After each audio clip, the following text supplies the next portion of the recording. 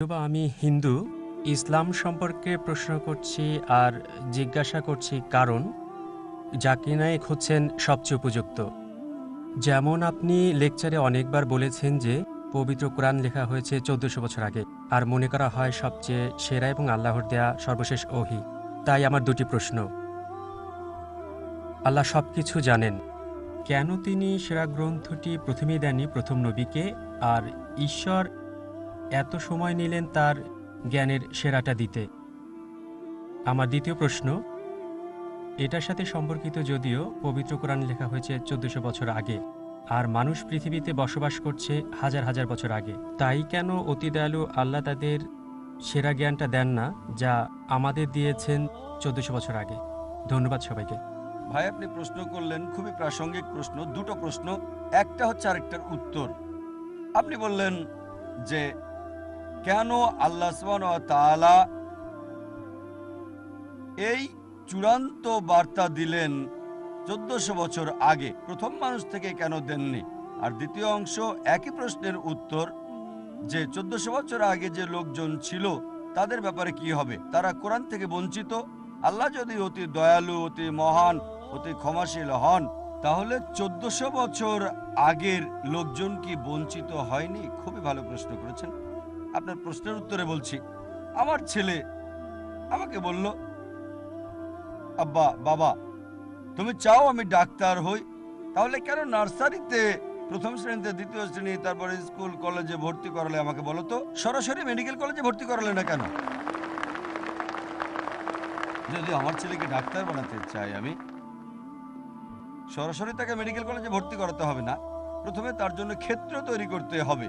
প্রথমে সে pre primary স্কুলে যাবে, তারপর স্কুলে যাবে স্ট্যান্ডার্ড 1, এভাবে স্কুল পাশ করবে, তারপর হাই স্কুলে যাবে, তারপর কলেজ যখন যোগ্যতা অর্জন করবে তখন মেডিকেল কলেজে যাবে সে। একইভাবে সর্বশক্তিমান আল্লাহ, যিনি অদৃশ্য জ্ঞানের মালিক, যার সকল কিছুর জ্ঞান আছে, মানব জাতির ব্যাপারে যিনি জানেন, তাই এটা বলা হয়েছে পবিত্র কোরআনে সূরা রাদ অধ্যায় নম্বর ১৩ আয়াত নম্বর ৩৮।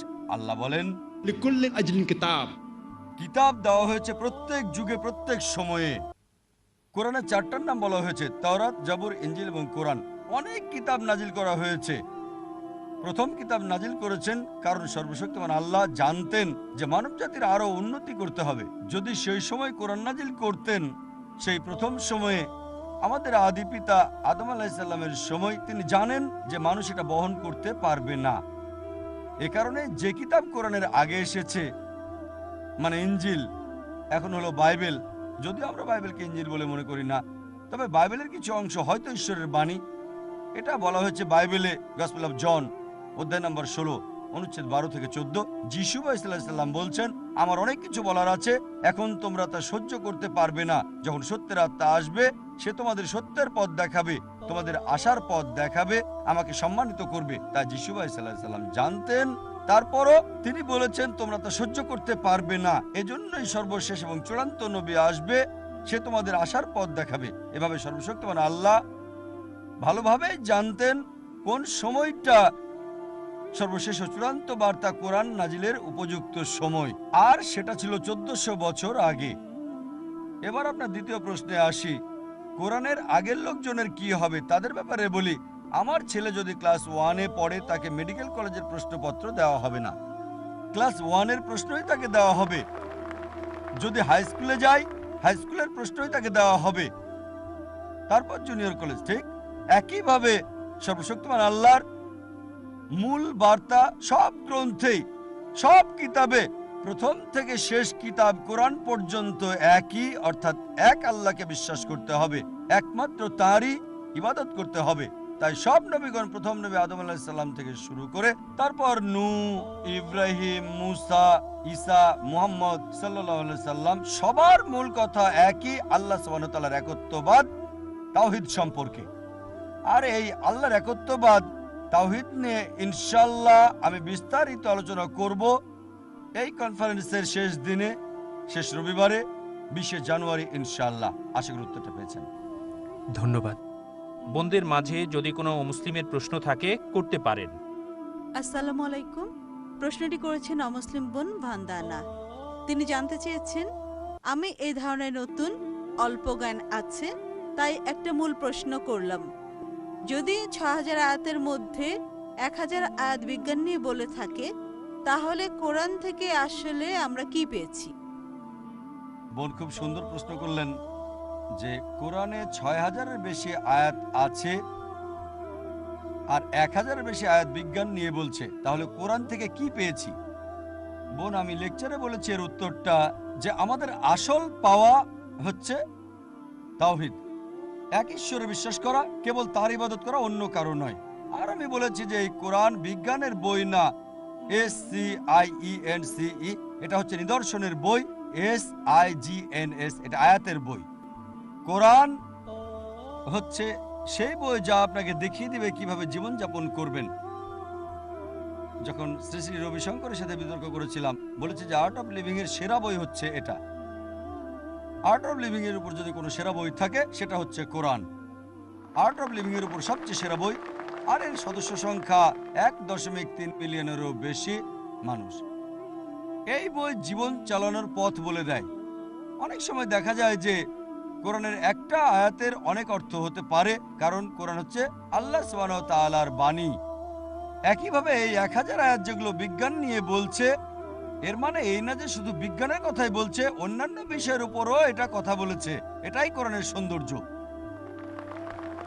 যখন কোনো সাধারণ মানুষ পড়ে সে বুঝতে পারে, আবার যখন বিজ্ঞানের জ্ঞান সম্পন্ন কেউ পড়ে সে ভিন্ন আঙ্গিকে দেখে, দুজনের কাছে বোধগম্য।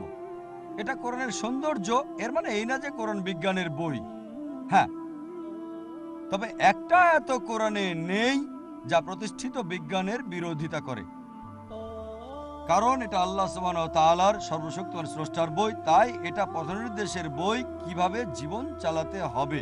এটা মানুষকে এক আল্লাহতে বিশ্বাস করতে শেখায়, কিভাবে ইবাদত করতে হবে, কিভাবে জীবন চালাবেন, খুঁটিনাটি সব, বন্টন করবেন কিভাবে, আর কোন কোন নিষিদ্ধ জিনিস থেকে বিরত থাকতে হবে, এগুলো সব বলে দিয়েছে কোরআন। আশা করি উত্তরটা পেয়েছেন। বোনদের মাঝে আর কোনো অমুসলিমের প্রশ্ন থাকলে করতে পারেন। আপনার উপস্থাপনা চমৎকার। দয়া করে কি তাদের হাত ওঠাতে বলবেন যারা এই তথ্যগুলোর অধিকাংশ আগে থেকে জানতো, যা আপনি বলেছেন? তা এজন্য বলছি যে কেন সাধারণ শিক্ষার সাথে কোরআনকে অন্তর্ভুক্ত করা হচ্ছে না। বোন প্রশ্ন করলেন যে দর্শকদের কতজন আমার লেকচারের বেশিরভাগ অংশ আগে থেকে জানতেন, দয়া করে হাত ওঠান। আমি যা বলেছি তার চেয়ে বেশিরভাগ, মাশাআল্লাহ, অনেকেই এটা জানতেন। সবাই না হলেও 50%-এরও বেশি। এর কারণ হচ্ছে আমি একটা বই লিখেছি, কোরআন ও আধুনিক বিজ্ঞান, সঙ্গত নাকি অসঙ্গত, এই কনফারেন্সে বিতরণ করা হয়েছে। যারা বইটা পাননি, ইনশাআল্লাহ বের হওয়ার সময় আমার এই আলোচনা কোরআন এবং আধুনিক বিজ্ঞান বিতরণ করা হবে ইনশাআল্লাহ, রঙিন কাগজে ছাপা। আপনার প্রশ্নের দ্বিতীয় অংশে আসি যে কেন মুসলিমদের এই শিক্ষা দেওয়া হচ্ছে না। আমার মনে হয় বোন ভেবেছিলেন 1% বা 10% বা তারও কম হাত ওঠাবেন, আর এখানে দেখলেন মাশাআল্লাহ বেশিরভাগই জানতেন। তারপর আলোচনা শুনতে এসেছেন, মাশাআল্লাহ, আলহামদুলিল্লাহ। হয়তো প্রশ্নোত্তর পর্বের জন্য এসেছেন। এটা অনুষ্ঠানের অন্যতম সেরা অংশ। বোন, এবার ইসলামের ব্যাপারে যদি বলি, প্রথম যে নির্দেশনা আল্লাহ সুবহানাহু ওয়া তাআলা দিয়েছেন পবিত্র কোরআনে সর্বশেষ এবং চূড়ান্ত বার্তায় মানব জাতির জন্য, সেটা বলেননি সালাহ আদায় করতে, হজ পালনের কথা এখানে বলেননি, বলেছেন ইকরা, পড়ো, আবৃত্তি করো, ঘোষণা করো। তাই প্রথম যে নির্দেশ সর্বশক্তিমান আল্লাহ দিয়েছেন সর্বশেষ ও চূড়ান্ত বার্তায়, তা হচ্ছে পড়ো, শিক্ষার নির্দেশ। এ কারণে এই মুসলিমদের জন্য শিক্ষা অর্জন করাটা আবশ্যক। আর আলহামদুলিল্লাহ দক্ষিণের লোকজন, অর্থাৎ কেরালার মাদ্রাজও, মাশাআল্লাহ, চেন্নাইতে অন্যান্য জায়গায় তুলনামূলকভাবে শিক্ষার হার বেশি, আলহামদুলিল্লাহ। আর কেরালায় মুসলিমরা 100% শিক্ষিত।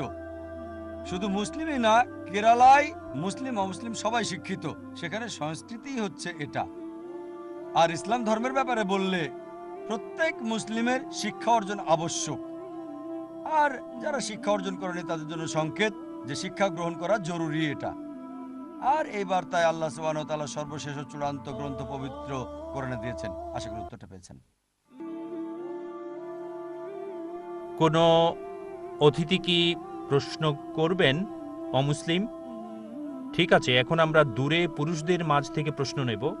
ভাই, দয়া করে আপনার নাম এবং পেশা বলুন। শুভ সন্ধ্যা সবাইকে। আমার নাম সঞ্জীব।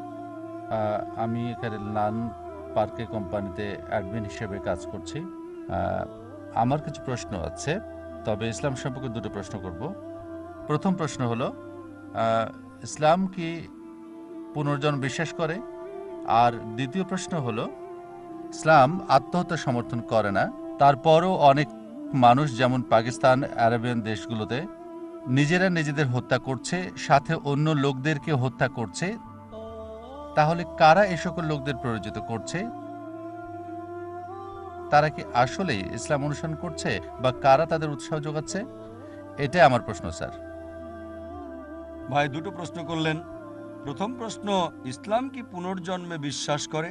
দ্বিতীয় প্রশ্ন, যদি ইসলামে আত্মহত্যা করা নিষিদ্ধ হয়, তাহলে কিভাবে পাকিস্তান এবং পৃথিবীর অন্যান্য দেশে নিজেদের উড়িয়ে দিচ্ছে, নিজেদের হত্যা করছে লোকজন? দুটো প্রশ্ন করলেন। প্রথম প্রশ্নের ব্যাপারে বলি যে ইসলাম কি পুনর্জন্মে বিশ্বাস করে? যদি বলেন শুধু পুনর্জন্ম, হ্যাঁ, তাহলে ইসলাম এটা বিশ্বাস করে। আমরা বিশ্বাস করি যে মানুষের পৃথিবীতে আসে কেবলমাত্র একবার। কোরআন বলছে যে আমি তোমাদের এই পৃথিবীতে পাঠাই, তারপর তোমাদের মৃত্যু দেই, তারপর আবার উঠাবো পরবর্তী জীবনে।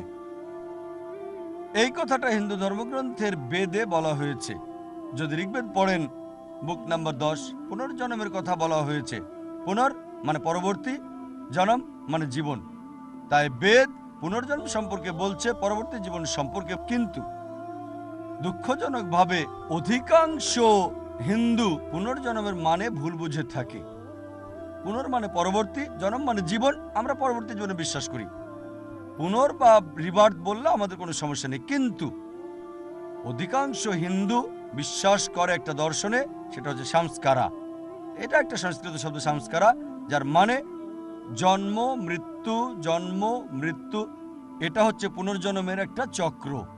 জন্ম মৃত্যু, জন্ম মৃত্যু, জন্ম মৃত্যু। এই জন্ম মৃত্যু, জন্ম মৃত্যু বা সংস্কারা বা পুনর্জন্মের এই চক্রের কথা বেদের কোথাও বলা হয়নি। তারা যেখান থেকে বলে তা হচ্ছে ভগবদ গীতা, অধ্যায় নম্বর 2, অনুচ্ছেদ 22।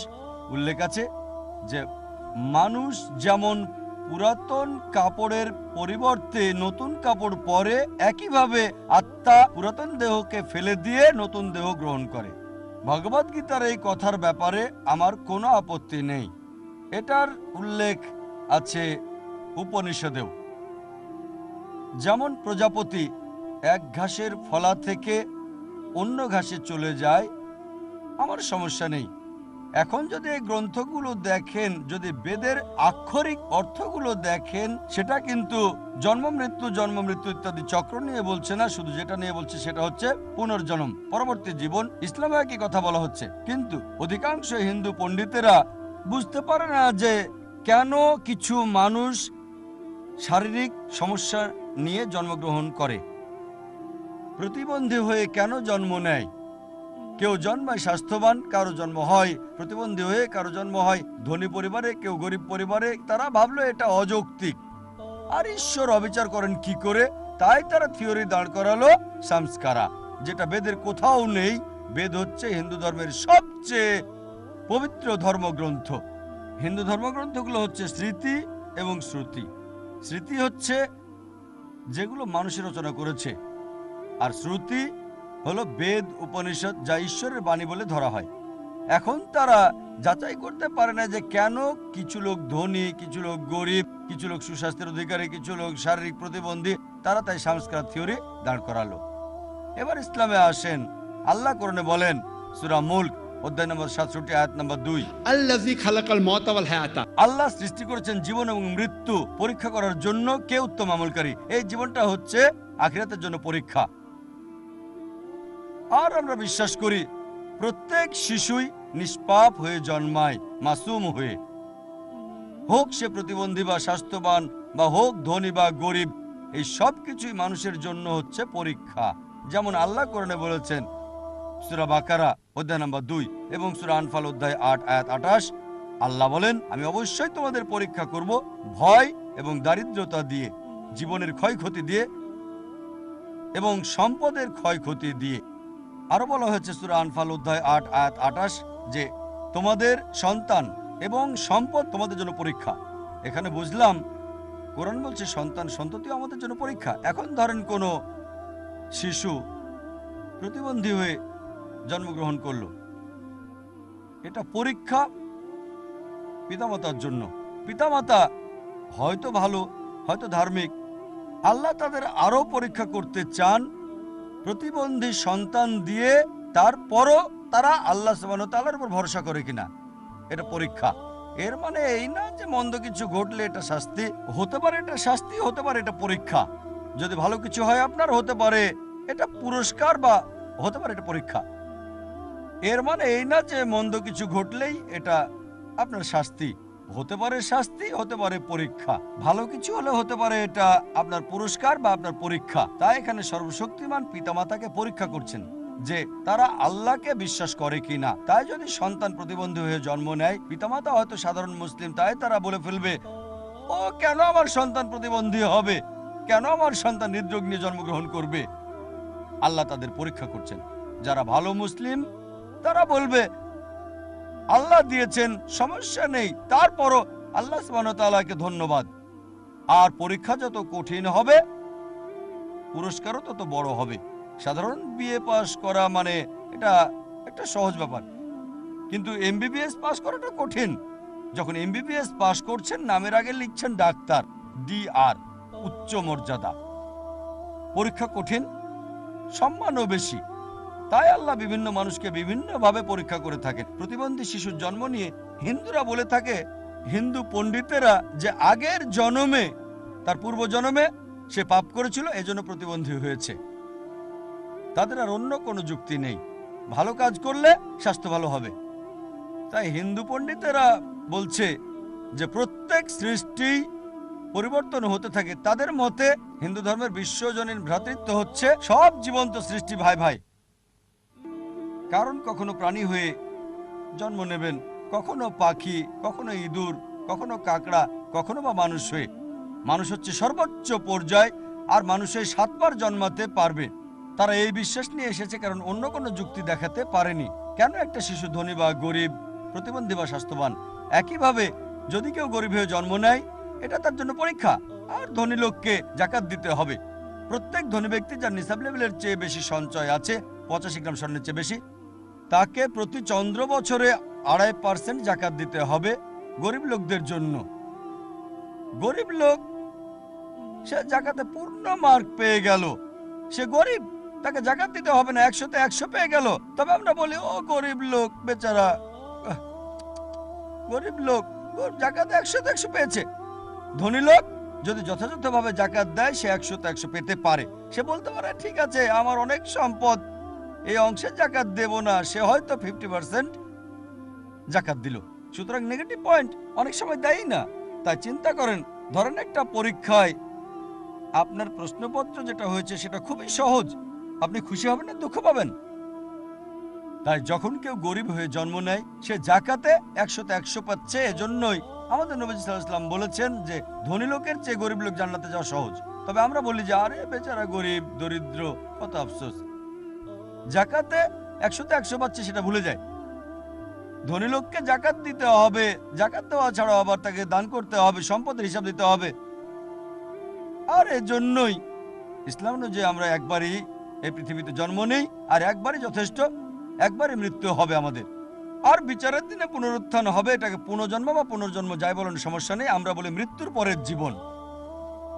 তবে যদি তর্কের খাতিরে আপনার সাথে আমি একমত হই, যদি তর্কের খাতিরে মানি হিন্দু পণ্ডিতদের কথা যে কখনো প্রাণী হয়ে জন্ম নেবেন, কখনো বা পাখি, কখনো মানুষ, আমি আপনাকে জিজ্ঞেস করছি, এই পৃথিবীতে প্রতি বছর লোকজনের সংখ্যা কি বাড়ছে না কমছে ভাই? কমছে না বাড়ছে? বাড়ছে, বাড়ছে। বাড়ছে, খুব ভালো। পৃথিবীতে পাপ বাড়ছে না কমছে? হ্যাঁ, শুনতে পাচ্ছি না।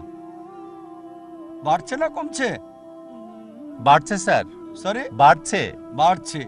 মানুষও বাড়ছে, পাপও বাড়ছে।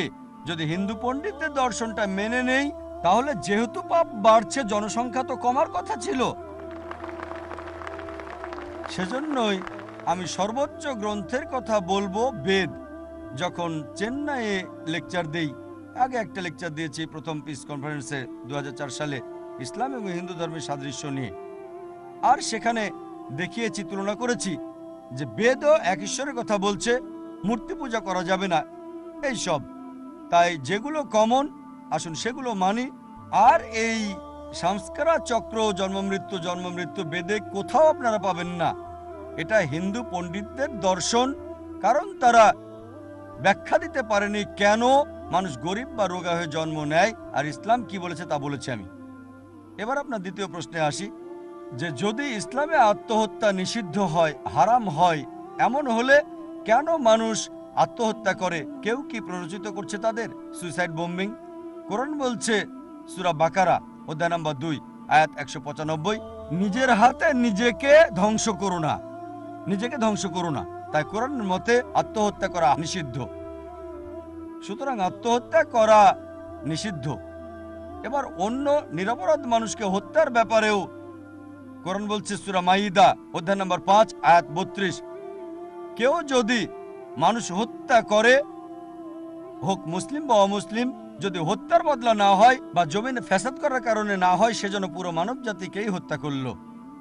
আর কেউ যদি কোনো মানুষকে রক্ষা করে, সেজন্য গোটা মানব জাতিকে রক্ষা করলো। তাই যে কোনো নিরপরাধ মানুষকে হত্যা করা, হোক মুসলিম বা অমুসলিম, সেটা ইসলামে নিষিদ্ধ। তাই কেউ যদি কোনো হামলা করে, হোক আত্মঘাতী বা নিজেকে ছাড়া, যদি সে নিরপরাধ মানুষকে হত্যা করে, সেটা নিষিদ্ধ। তাই নিরপরাধ মানুষকে হত্যা করা ইসলামে সম্পূর্ণভাবে নিষিদ্ধ।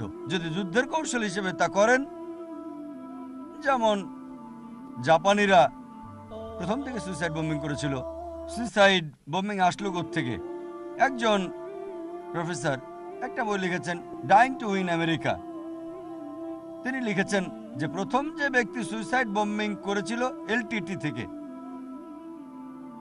তামিল টাইগার, তারপর দায় চাপানো হয় মুসলিমদের উপর। কেন জানি না, এটা মিডিয়া করেছে।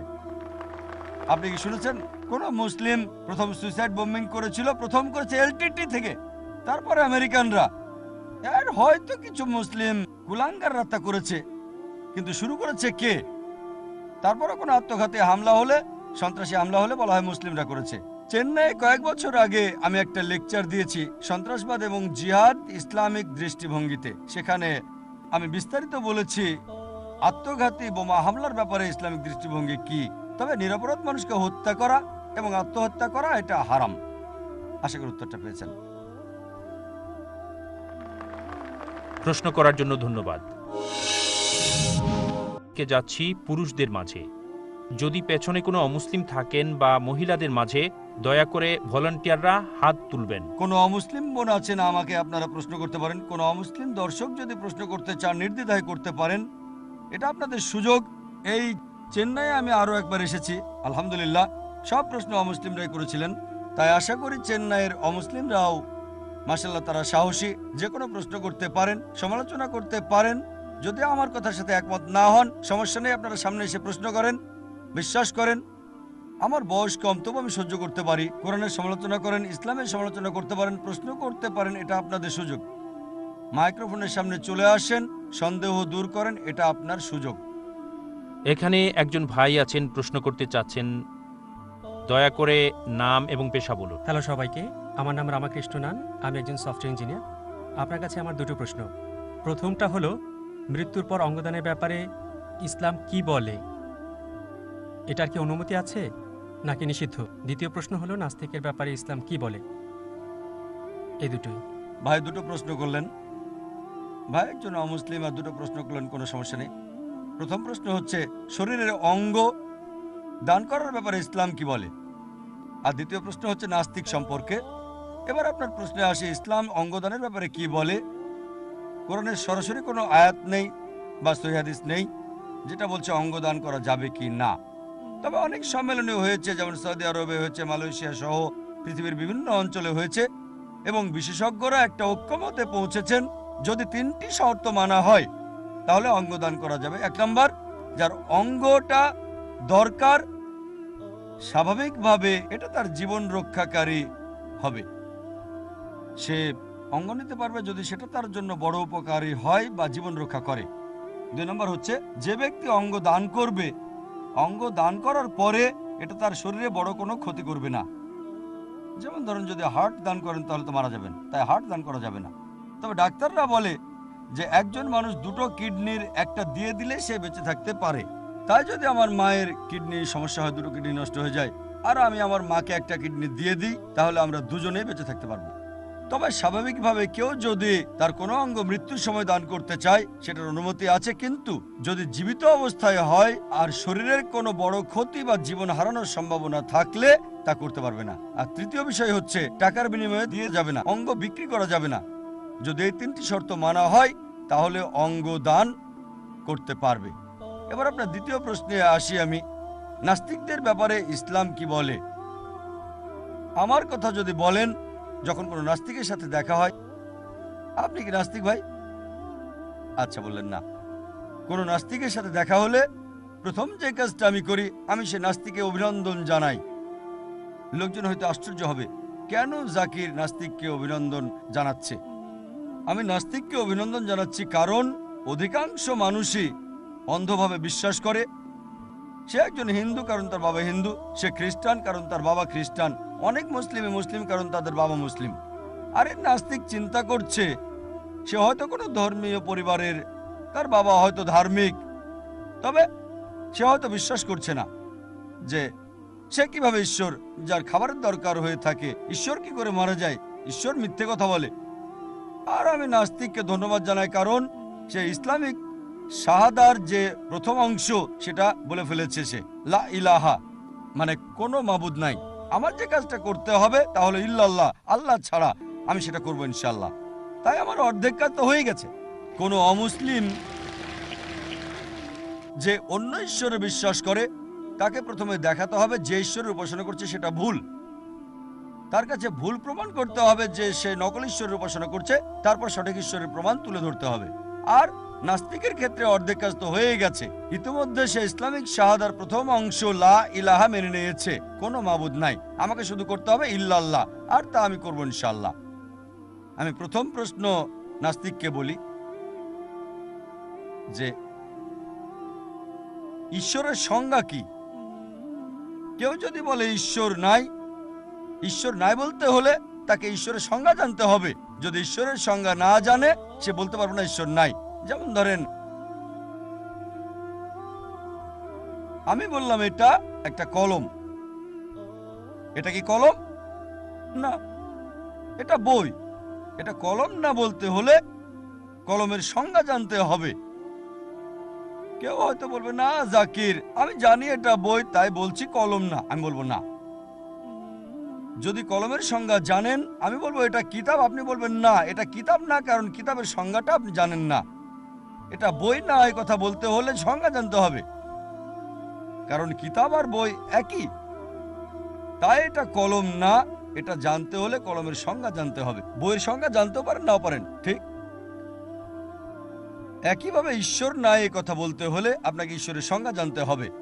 এখন এই নাস্তিক বিশ্বাস করছে যে ও ঈশ্বরের খাবারের দরকার হয়, ঈশ্বর মিথ্যে কথা বলে থাকে, যুদ্ধ করে পরাজিত হয়, এমন ঈশ্বরে সে বিশ্বাস করে না। আমিও বলবো যে আমি বিশ্বাস করি না,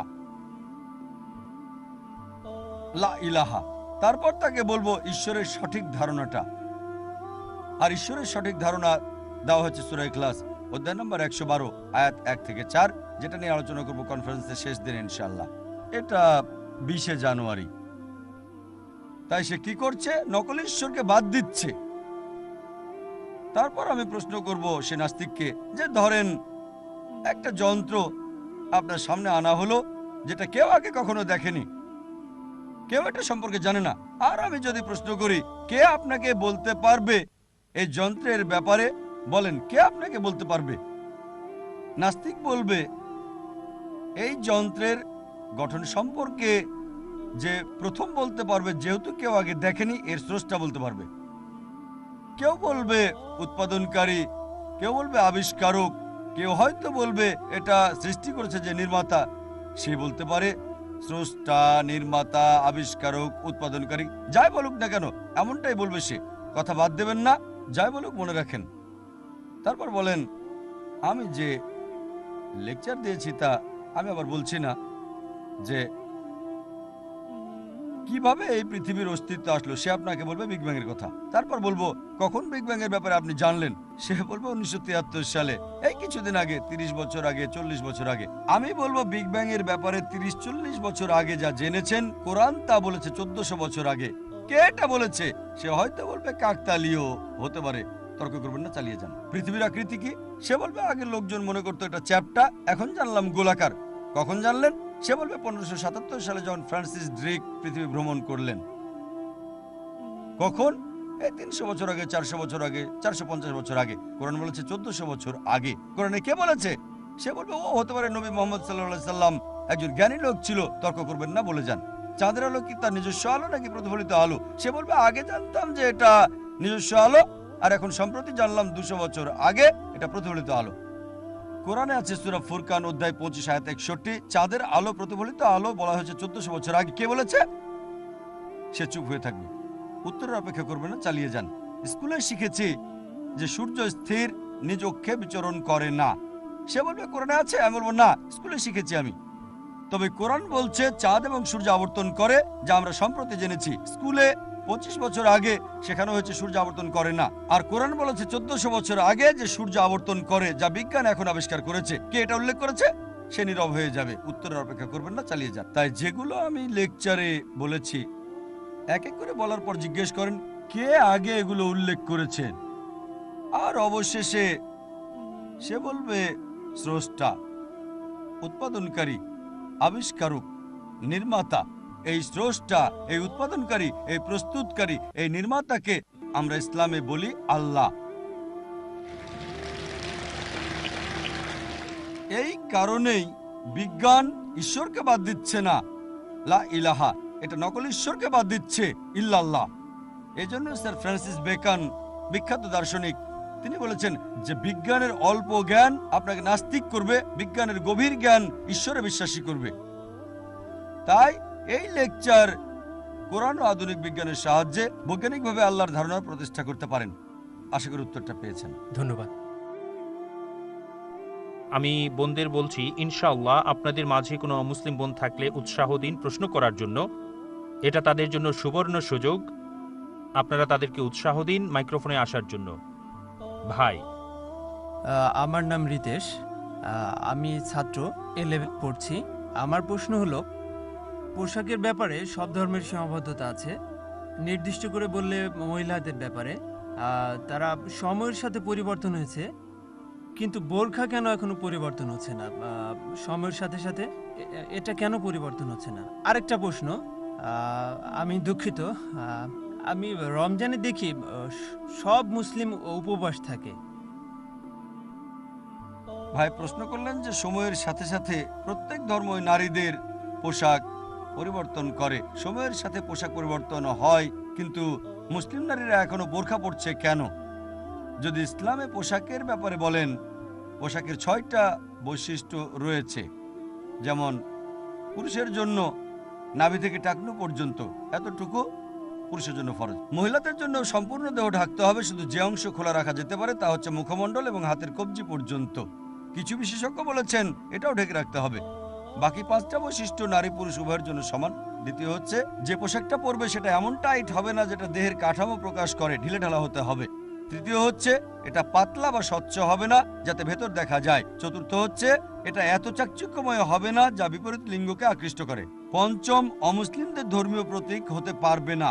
ষষ্ঠ হচ্ছে বিপরীত লিঙ্গের কোনো কিছু পরা যাবে না। এই হচ্ছে প্রধান 6টি বৈশিষ্ট্য। আর এই বৈশিষ্ট্যের অধিকাংশ অন্যান্য ধর্মগ্রন্থেও আছে। যদি বাইবেল পড়েন, এটা আছে বাইবেলের বুক অফ ডিউটেরোনমি অধ্যায় নম্বর 22 অনুচ্ছেদ নম্বর 5, বলা হয়েছে যে নারীদের এমন পোশাক পরা উচিত না যেটা পুরুষের জন্য নির্ধারিত, আর পুরুষের এমন পোশাক পরা উচিত না যা নারীদের জন্য নির্ধারিত। যারা তা করে তারা ঘৃণার কাজ করছে। আরো বলা হয়েছে বাইবেলে 1 তিমথি অধ্যায় নাম্বার 2 অনুচ্ছেদ নাম্বার 9 যে নারীদের শালীন এবং ভদ্র পোশাক পরা উচিত, তাদের দামি হার মণিমুক্তা পরা উচিত না। আরো বলা হয়েছে প্রথম করিন্থিয়ান্স অধ্যায় নম্বর 11 অনুচ্ছেদ 5 এবং 6 যে যে নারী মাথা না ঢেকে প্রার্থনা করে তার চুল কেটে ফেলা হবে। কোরআন হাদিসে এমন কোনো বাক্য নেই যে মাথা ঢেকে না রাখলে নারীর চুল কেটে ফেলা হবে, কিন্তু বাইবেল বলছে, বাইবেল কোরআন থেকে বেশি কঠোর, যদি কোনো নারী মাথা না ঢেকে প্রার্থনা করে চুল কেটে ফেলা হবে। একই বিষয় আছে হিন্দু গ্রন্থেও। যদি হিন্দু ধর্মগ্রন্থ পড়েন, এটা আছে রামায়ণে, যে যখন পরশুরাম রামের কাছে আসলো, তার স্ত্রী সীতাকে বলল যে আমাদের চেয়ে উনি বড়, তাই দৃষ্টি অবনত করো এবং সৌন্দর্য প্রকাশ করো না। আরো বলা হয়েছে, যদি পড়েন ঋগ্বেদ বুক নম্বর 10 অধ্যায় নম্বর 85 অনুচ্ছেদ 30, বলা হয়েছে যে যে নারী পুরুষদের পোশাক পরিধান করে সে সীমা লঙ্ঘন করছে, পুরুষের পোশাক পরা উচিত না। আরো বলা হয়েছে যে ঋগ্বেদ বুক নাম্বার 8 যে ব্রহ্মা নির্দেশ দিয়েছেন নারীদের মাথা ঢেকে রাখতে। তাই হিন্দু ধর্মগ্রন্থ, খ্রিস্টান ধর্মগ্রন্থ, ইসলাম ধর্মগ্রন্থ হিজাবের কথা বলছে, পর্দা করতে বলছে। সময়ের সাথে সাথে আমি আপনার সাথে একমত যে খ্রিস্টান ধর্মে শুধু মহিলা যাজকরাই মাথা ঢেকে রাখে, তাদেরকে বলা হয় ধার্মিক। যদি মুসলিম নারীরা মাথা ঢেকে রাখে তাদেরকে বলা হয় নিপীড়িত। কেন? দ্বিমুখী নীতি কেন? মহিলা যাজক ভালো করে মাথা ঢাকে, মাদার মেরির ছবিতে দেখা যায়। মাদার মেরির ছবি কি দেখেছেন আপনারা? মুসলিম মহিলার মতো, তিনি ছিলেন মুসলিমা, মুসলিম নারী, হাতের কবজি পর্যন্ত ঢাকা, শুধু মুখমণ্ডল দেখা যায়। আমি আপনার সাথে একমত, যদি 6টা বৈশিষ্ট্য মেনে চলেন, যে কোনো ফ্যাশনের হিজাব পরেন, বোরখা আবায়া পরিবর্তন করেন, ইসলামের এই 6টা বৈশিষ্ট্য মেনে বোরখার কালার পরিবর্তন করেন কালো, নীল, বাদামি, কোনো সমস্যা নেই, যতক্ষণ এই 6টা বৈশিষ্ট্যের মধ্যেই থাকবেন। এজন্য দেখবেন নতুন স্টাইলের হিজাব। তবে কিছু বোরখা আছে বেশি ফ্যাশনযুক্ত, সেগুলো ইসলাম অনুমোদন নেই। অনেক চাকচিক্যময় ফ্যাশনযুক্ত বোরখা আছে যেগুলো বিপরীত লিঙ্গকে আকৃষ্ট করে, তাই এটা হারাম। এছাড়াও লাল রঙের পড়তে চান, কালো রঙের পড়তে চান, কোনো সমস্যা নেই। অনেকে ভাবে কালো রং বাধ্যতামূলক। বাধ্যতামূলক না। যদি কালো পরেন তাহলে হয়তো সপ্তাহে একবার ধুলেই চলবে। সাদা পরলে হয়তো প্রতিদিন ধুতে হবে আপনাকে, আপনার ব্যাপার এটা। সাদা পরেন, প্রতিদিন পরিষ্কার করেন, কালো পরেন, সপ্তাহে একবার পরিষ্কার করেন, আপনার ইচ্ছা, যদি সেটা হিজাবের এই 6টা নির্ধারিত বৈশিষ্ট্যের মধ্যেই থাকে। এখন অনেক ধরনের নতুন হিজাব আসছে, শরিয়ার মধ্যে থাকলে আপনি পড়তে পারেন, তবে অবশ্যই শালীন হতে হবে। যদি শালীনতা বজায় থাকে সমস্যা নেই। দ্বিতীয় প্রশ্ন, রমজানে দেখেন লোকজন রোজা রাখে, সারাদিন রোজা শেষে সন্ধ্যায় ইফতার করে। আর আপনাকে ধন্যবাদ এই প্রশ্ন করার জন্য যে কেন আমরা রোজা রাখি। আল্লাহ কোরআনে বলেন সূরা বাকারা অধ্যায় নম্বর 2 আয়াত 183 যে তোমাদের জন্য রোজা ফরজ করা হয়েছে, যা তোমাদের পূর্ববর্তীদের উপর ফরজ করা হয়েছিল, যাতে তোমরা আত্মসংযমী হতে পারো, তাকওয়া অর্জন করতে পারো। এখন বিজ্ঞান আমাদের বলে ক্ষুধা নিয়ন্ত্রণ করতে পারলে প্রায় সব ইচ্ছা নিয়ন্ত্রণ করা যাবে। তাই রোজা রাখলে সব ইচ্ছা নিয়ন্ত্রণ করতে পারবেন। তবে আমি আপনার সঙ্গে একমত, যদিও সবাই না, অনেক মুসলিমই, যদি অধিকাংশ মুসলিমই বলেন, আমি আপনার সঙ্গে একমত যে তারা রোজা রাখে আর যখন রোজা ভাঙে খাবারের উৎসব করে। উদ্দেশ্যের কথা তারা ভুলে যায়। অনেকেই দিনকে রাতে পরিণত করে আর রাতকে দিনে, সারাদিন ধরে ঘুমায় আর সারা রাত ক্রিকেট খেলে। ইন্ডিয়াতে ক্রিকেট। স্বাভাবিক জীবনযাপন করতে হবে, যা সচরাচর হয়। আরো ইবাদত করতে হবে আপনাকে, আরো উপাসনা করতে হবে। তাই রোজা পালনের সময় খাবার কম খেলে এটা শারীরিকভাবে উপকারী, অতিরিক্ত খেলে স্বাস্থ্যের জন্য ক্ষতিকর। যদি সঠিক পদ্ধতিতে করেন অনেক শারীরিক উপকার আছে রোজাতে। এজন্য আমার ভিডিও ক্যাসেট দেখতে পারেন। রোজার উপর 64টা পর্বে আমি আলোচনা করেছি, যা রমজানে দেখানো হয়। ইনশাল্লাহ দেখতে পারেন, রোজার অনেক উপকার আছে। আশা করি উত্তরটা পেয়েছেন। বোনদের মাঝে যদি কোনো মুসলিমের প্রশ্ন থাকে করতে পারেন। আসসালামু আলাইকুম। প্রশ্নটি করেছেন অমুসলিম বোন ভান্দানা। তিনি জানতে চেয়েছেন, আমি এই ধরনের নতুন অল্প জ্ঞান আছে, তাই একটা মূল প্রশ্ন করলাম। যদি ৬,০০০ আয়াতের মধ্যে ১,০০০ আয়াত বিজ্ঞান নিয়ে বলে থাকে, তাহলে কোরআন থেকে আসলে আমরা কি পেয়েছি? যদি কোনো বোন প্রশ্ন করতে চান, আমি আবারও আসছি, তবে পুরুষদের মধ্য থেকে একটা প্রশ্ন নিচ্ছি। সবাইকে আবার শুভ সন্ধ্যা। এটা সত্যি মুগ্ধ করেছে আপনার আলোচনার পর পবিত্র কোরআনে কত বিজ্ঞানের বিষয় রয়েছে। তবে অধিকাংশ উদাহরণ যেগুলো কোরআন থেকে দিয়েছেন সেটা বোঝা খুবই কঠিন। যেগুলো কোরআন বলছে ওই সকল নির্দিষ্ট বিষয় বিজ্ঞান আবিষ্কার